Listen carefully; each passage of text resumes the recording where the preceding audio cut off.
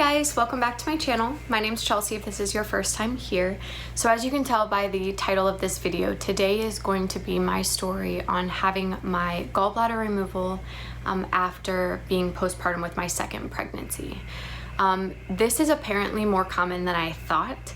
A lot of women experience what appear to be gastrointestinal issues during their pregnancies, and a lot of the time that it could be from the gallbladder. The gallbladder ends up being a little bit more stressed during pregnancy due to the increase in hormones, and this was my story on what happened with me after my second pregnancy.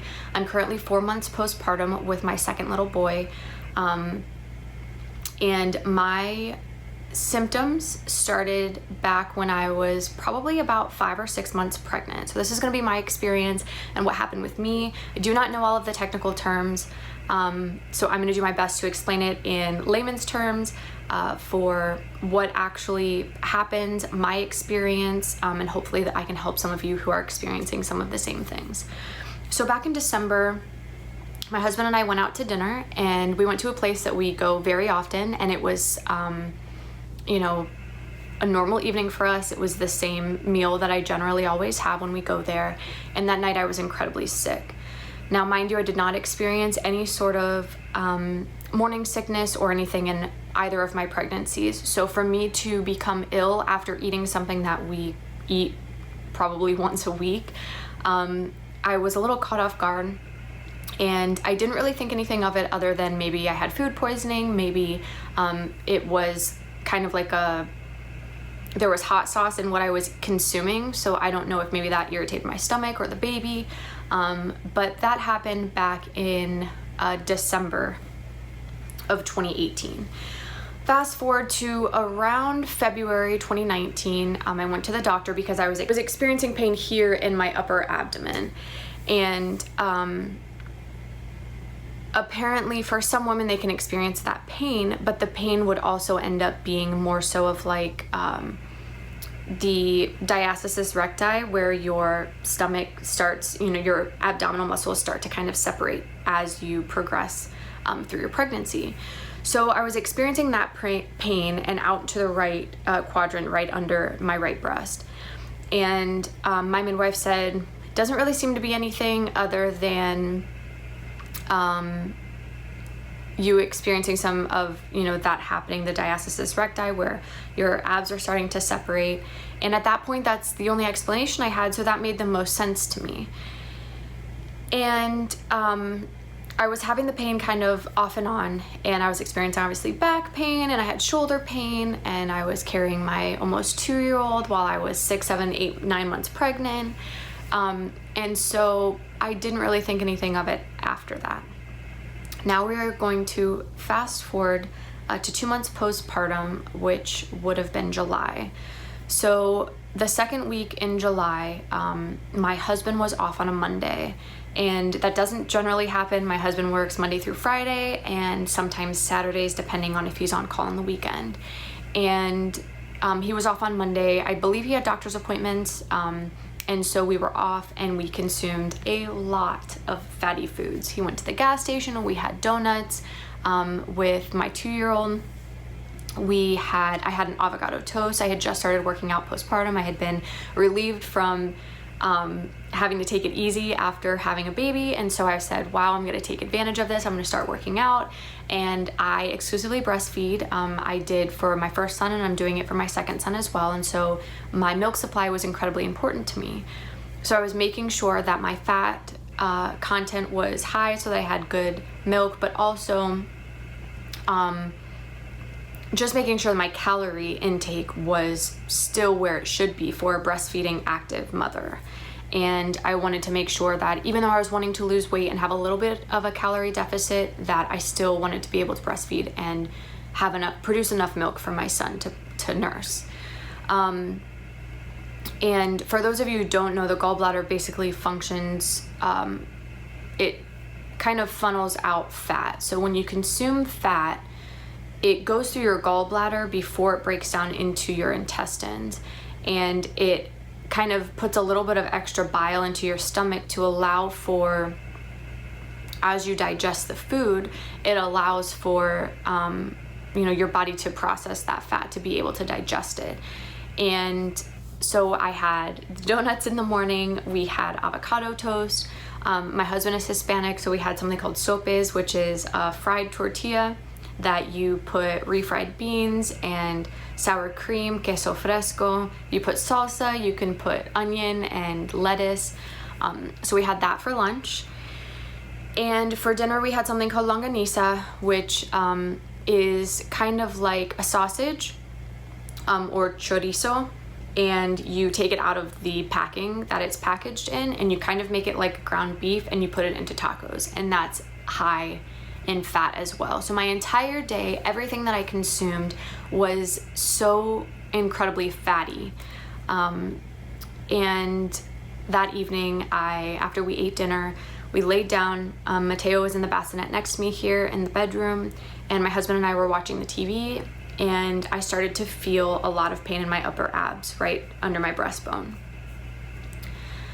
my abdominal area. And I said, I don't really feel good. And my husband just kind of looked at me. He's like, are you okay? And I said, yeah, I think I'm okay. Hopefully it'll pass. Now, just to kind of preface as this progresses, I've always had gastrointestinal issues. I had a colonoscopy when I was 22 years old. I have a very sensitive stomach. So I have a sensitive stomach. Sometimes I can eat and I'm right into the bathroom. Sometimes I eat and the next day, I don't feel well. It just really depends. I could eat the same thing 3 days in a row, and 1 out of those 3 days, I'm gonna get sick. So I've always kind of experienced that. In my pregnancies, I didn't experience that so much. I was kind of able to eat whatever I wanted to. It wasn't that much of a big deal. So that evening at 12:30, I was urgent to the restroom. And so I had diarrhea, and I was in the bathroom, and all of a sudden I had the urge to vomit. And I know that there is a phobia of vomiting. I'll put the word right here. I'm not exactly sure what it is, but I have that phobia. And anytime that I vomited in my life, there was something really wrong. So it's almost like this phobia, this fear takes over, and I start calling for my husband. Now, mind you, we have a sound machine in the room for my 4-month-old. At the time, he was only 2 months old. But I have a sound machine, and my husband sleeps like a rock. And so I'm yelling for him because I knew at that moment that I was going to start to get sick. And he runs in thinking he's late for work and recognizes that I'm not feeling well. And he gets me the bucket out of the trash can and puts it in front of me, and I'm profusely just sweating and vomiting everything that I had eaten that day. And I really didn't know what was going on, and I still had the same pain. And as a new mother to 2, my mom always generally keeps her phone on loud, just in case I reach out to her and need something from her. And so I was texting her and told her, this is what I'm feeling. And 20 years ago, my mom had her gallbladder removed for eating a very fatty pizza at a restaurant. And then my aunt, after her second pregnancy, 5 weeks postpartum, she had her gallbladder removed because she had the same issues during her pregnancy. So basically, having gallbladder disease or gallstones or any sort of issues with your gallbladder isn't genetically tied in any way. It's not hereditary according to my gastroenterologist, but it seemed that was, I was following suit with both of them. So my mom said, I think it's gallbladder. This is going to pass. You need to call your gastro in the morning, your gastroenterologist in the morning, to get in to see them to see if this is your gallbladder. And I said, okay. So the night passed, and I was starting to feel better. I was up probably 2 to 4 hours, and that was probably the first night that my 4-month-old, my 2-month-old at the time, slept the longest that he had. With all of that happening, I do not know how he did, but I'm grateful that he did, because it allowed for me to sleep a little bit. I was able to nurse him without feeling the need to get sick. I think my biggest concern was, as a stay-at-home mom, am I going to be able to take care of my boys? Or am I going to be hunched over in the bathroom, needing to go to the bathroom and vomiting at the same time while my boys need me? And I think that was my biggest concern at the time.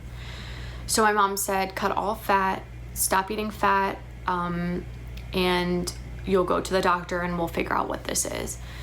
So I called the gastroenterologist the next day. This was a week before my oldest son's 2nd birthday, and my husband was off. And a lot of the time, I don't make the time for myself to go to the doctor if I need to. Prior to having children, I could always go to the doctor. It wasn't an issue. But now that I have 2 kids that I care for, and that's basically like my job, it's what I get to do during the day, and I'm so incredibly blessed. I feel grateful that I get to do that. I take advantage of the time that my husband is off to go to the doctor because I have that support there for my children. And so he was off the following week for my oldest son's 2nd birthday. And so I made my appointment for, at that point it was 2 weeks. So I got sick on a Monday, and I didn't end up going to the doctor for not that Friday, but the following Friday. So 2 weeks. So I'd cut fat from my diet. And I had noticed a decrease in my breast milk, which I'm going to do a separate video on that. So if that's something you're interested in, please like this video and comment below, and I will share that story as well, how I got through cutting certain things out of my diet and still being able to breastfeed. So 2 weeks I went without eating any fat. I went to the doctor and she said no fat, no sugar, and no dairy, because there's a lot of fat in dairy. So if anything I wanted dairy, it needed to be fat-free. And because she didn't know yet if I had gallstones or if my gallbladder was diseased, if it just wasn't functioning anymore, she didn't want me to consume sugars, which would then turn into cholesterol, which could clog the ducts. You know, you have a duct that goes out of the gallbladder and you have a duct that goes in. And basically, if it's a drain and it's covered, it's going to end up being an emergency surgery to get it out. So we didn't know at that point if I had stones or not, so I just kind of took it easy. And that was my guidelines for the next couple of weeks until I got in for an ultrasound. So the way that my gastroenterologist worked, they needed to make sure that my insurance covered at least a portion of having the 2 things that she recommended that I have. So I got an ultrasound to check for the gallstones, and then something called a HIDA scan. And basically the doctor's office calls the insurance and says, this is what we need to have done. Can you tell me, you know, what's the patient's responsibility? Are you gonna pay us to do that? And then you move forward from there. So I waited about a week for a call from the doctor's office to schedule my ultrasound. And thankfully it was right up the street from where we are, so it was perfect. It was very close to home. Again, I was exclusively breastfeeding a 2-month-old at the time. He did take a pacifier, but we had never done a bottle of any sort, so I just really wanted to make sure that I was close in case I needed to come home to feed him or bring him with me if it wasn't going to be close. So I went to my ultrasound. And it was much like having an ultrasound when you have a baby, except it was not on your belly. It was a little bit further up, so it was right under my ribs. So she checked my kidneys, she checked my liver, she checked my gallbladder, my pancreas. I think that's it. So she does everything in the right quadrant of the body and then checks the left to just make sure that everything looks good, that nothing's too inflamed or you know, that it's obvious that there's stress on it, but that's also how they detect if you have gallstones.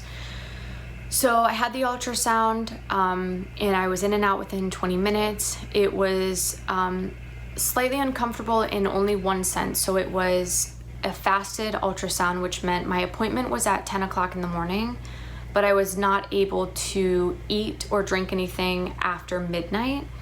And so for me as a breastfeeding mom, that was a struggle, but also when you go for the ultrasound, you're on your back. And so you have skin, you have your ribs, and then you have all of the organs underneath your ribs. And to be able to actually take effective pictures of what's going on with your organs, you have to take a massive breath in, hold it while she takes these pictures and searches to get the best angle of these organs, and then release the breath. So to be breastfeeding, to not be able to eat anything for a large amount of time, so those 2 things combined being kind of not a stressor, but I felt very weak as it was.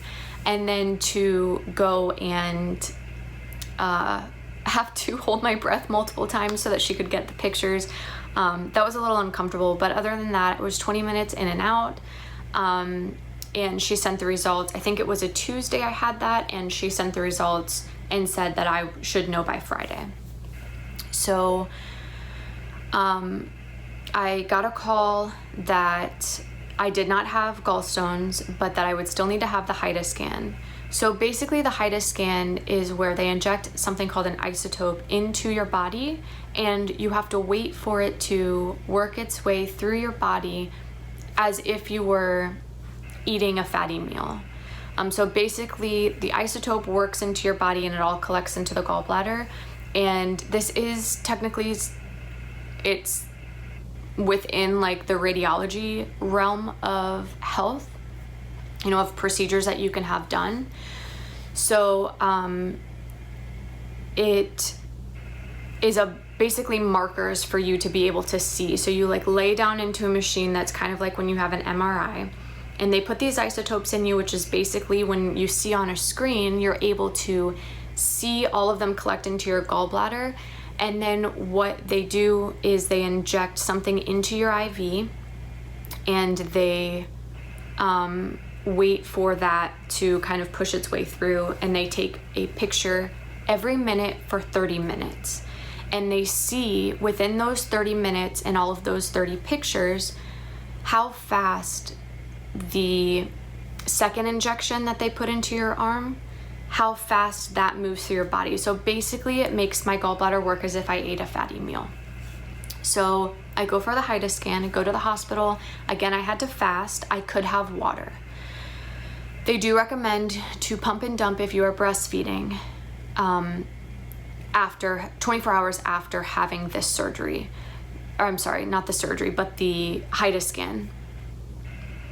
And then I spoke to my lactation consultant, told me that I could breastfeed almost immediately afterwards, as fast as this processed through my body, but obviously drinking a ton of water to get those isotopes and everything out of my body, and then also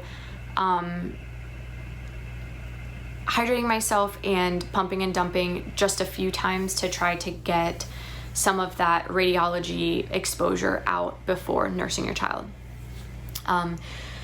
So I did have to fast for the HIDA scan. I went into the HIDA scan and I laid on the table for probably 45 minutes to an hour to let the isotopes run through my body and collect into my gallbladder. And then the radio tech actually allowed for me to see the screen as it was happening, and basically you see the gallbladder and then you see everything and exit the gallbladder, go into the liver and go into your intestines. And at the end, he showed me the first picture and the last picture after the 30 minutes, and he said, I can't read these results to you, but based on the pictures, I can tell you that you're definitely going down the right track. And his wife also had to have her gallbladder removed 6 months after having their son.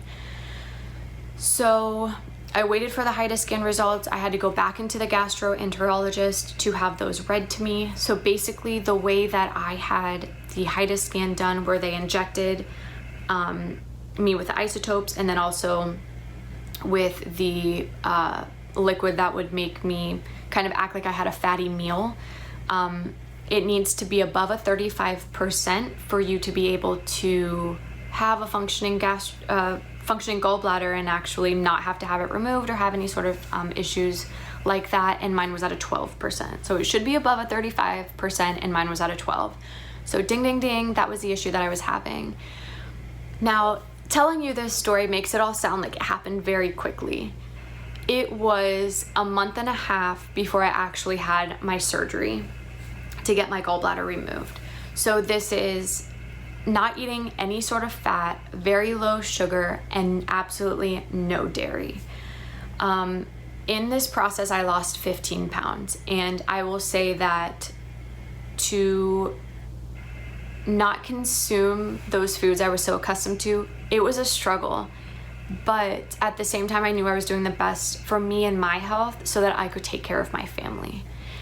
And I feel like this was a blessing in disguise that this happened, because it kind of pushed my postpartum weight loss journey, and I was able to kind of focus on me. I did not exercise. I did not want to create any sort of more stress on my body, on my gallbladder, on anything. So I had stopped working out, And at this point, I have to find a general surgeon to take out my gallbladder. So the gastroenterologist does not take out the gallbladder. They just help you and guide you through the process of figuring out what it is that you're experiencing and how to get rid of those symptoms and find out, what the culprit of those symptoms is. Hey guys, so as I was editing this, I realized that the video footage that I had was incredibly long, so I wanted to break this up into 2 parts for you. Part 2 will be coming next week on the actual removal of my gallbladder and the surgery and recovery. Thanks so much for watching. We'll see you in the next one.